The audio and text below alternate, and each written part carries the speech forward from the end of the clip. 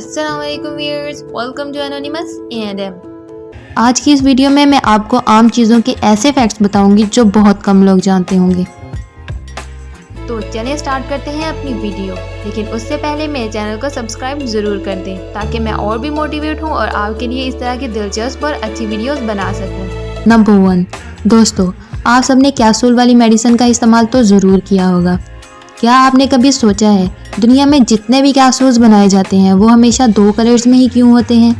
हालांकि एक रंग में कैप्सूल बनाने में खर्चा भी कम होगा और इन्हें बनाना भी आसान होगा, तो फिर कंपनीज हमेशा इनको 2 कलर्स में ही क्यों बनाती है?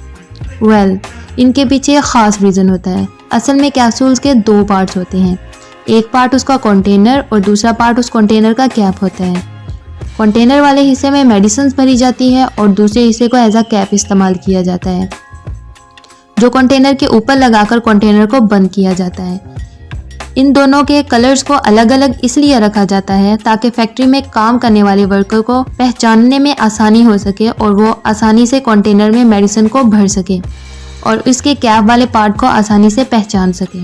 अगर ये दोनों एक ही कलर के होंगे तो वर्कर्स कंफ्यूज हो जाएंगे कि कौन से हिस्से में मेडिसिन भरी जाए और कौन सा हिस्सा कैप है। तो इसी कलर डिफरेंस की वजह से इनको मेडिसिन बनाने में आसानी होती है।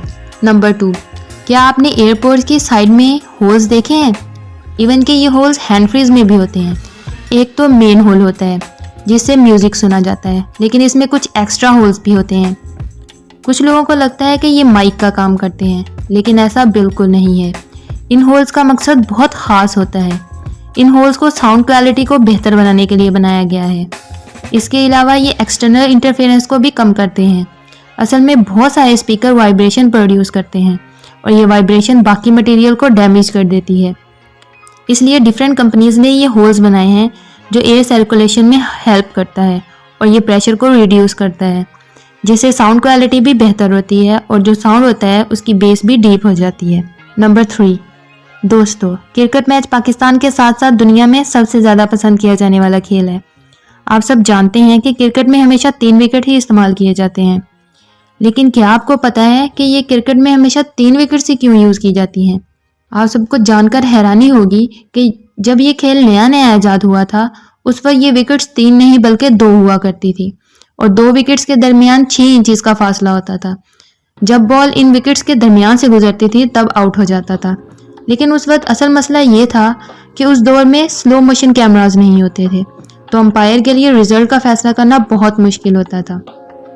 तो उस वक्त इस मसले को हल करने के लिए तीसरी विकेट लगाई गई कि बॉल दरमियान से गुजरने की बजाय विकेट से हिट हो जाएगी तो पता चल जाएगा कि रिजल्ट्स क्या होंगे। नंबर 4, क्या आप सबको पता है कि बिल्लियों को अक्सर किसी न किसी चीज़ से एलर्जी हो जाती है, फिर इन्हें बार बार छींकें आने लग जाती हैं और इसके बाद इन्हें इस एलर्जी की मेडिसिन दी जाती है जिससे इनकी एलर्जी ख़त्म हो सके।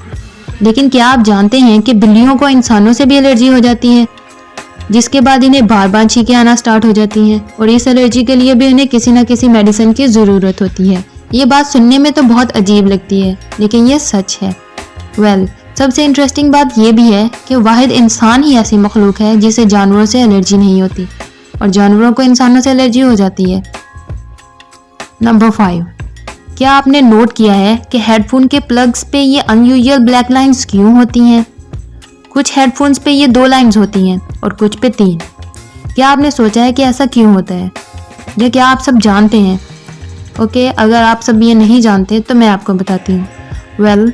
आप सबको ये जानकर हैरानी होगी कि ये जस्ट डिज़ाइन नहीं है, इसके पीछे बहुत सॉलिड रीज़न है। ये स्ट्रिप्स हेडफोन से कनेक्ट होती हैं।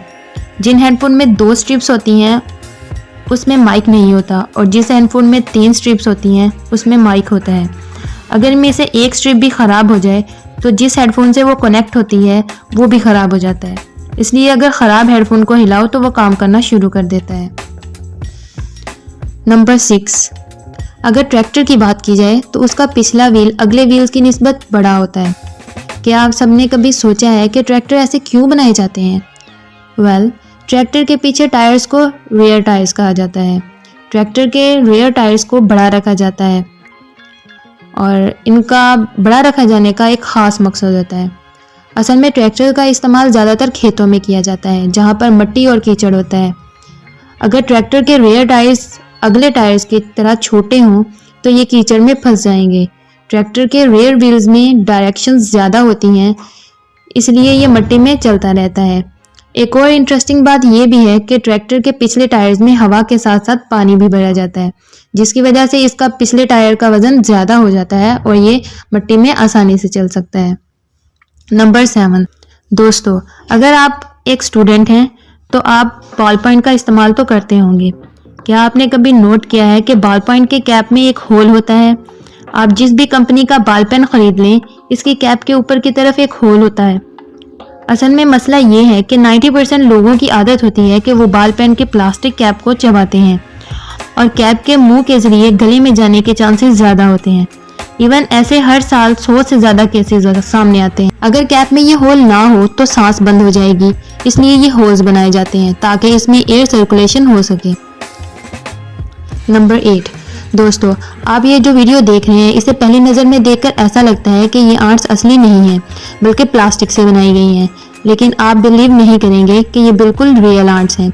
इनका नाम इंडियन जंपिंग आर्ट्स होता है, लेकिन इनका असली कलर नहीं होता। इन आर्ट्स की सबसे खास बात ये होती है कि अपने हेड को श्रिंक और अनश्रिंक भी कर सकती हैं, लेकिन ये क्वालिटी सारी चूंटियों में नहीं होती। जिन आर्ट्स में ये एबिलिटी होती है वो अपने ब्रेन को श्रिंक और इनलार्ज कर सकती हैं और वो क्वीन बन जाती हैं। ये दुनिया की वो वाहिद इंसेक्ट हैं जिनसे ये यूनिक एबिलिटी होती है। ये चूंटियाँ वाकई में बहुत अनयूजुअल हैं। नंबर 9, दोस्तों आपने बहुत सारे जानवरों को देखा होगा जो कूड़ा से खाना उठाकर खा रहे होते हैं। जहाँ से भी कोई चीज़ मिलती है वो उसे उठाकर खा लेते हैं, लेकिन क्या आप जानते हैं सारे जानवर ऐसा नहीं करते। बहुत से जानवर बहुत सफाई पसंद होते हैं, जैसे कि वाइल्ड बोर्ड्स। ये अपने खाने को खाने से पहले अच्छी तरह धोते हैं और फिर इसे खाते हैं।